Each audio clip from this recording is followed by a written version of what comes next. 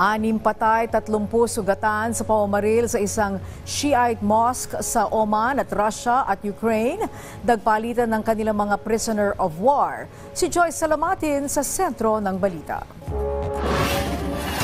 6 ang patay habang halos 30 ang sugatan sa nangyaring pamamaril sa isang mosque sa Oman. 4 sa mga nasawi, mga Pakistani nationals. Inako naman ng grupong Islamic State ang nasabing pag-atake.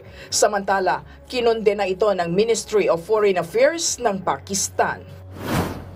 Nagpalitan ng mga prisoner of war ang Russia at Ukraine. Ayon kay Ukrainian President Volodymyr Zelensky, inayos ng bansang United Arab Emirates ang nasabing mga kasunduan.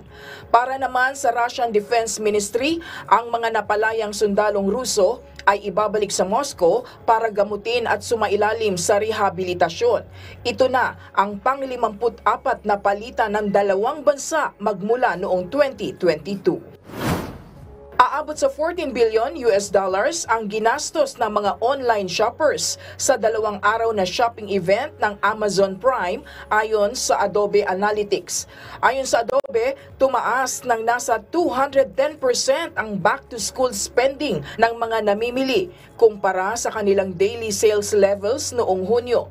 Noong nakaraang taon, aabot sa $12.7 billion ang napamili online sa kasagsagan ng Prime Day event.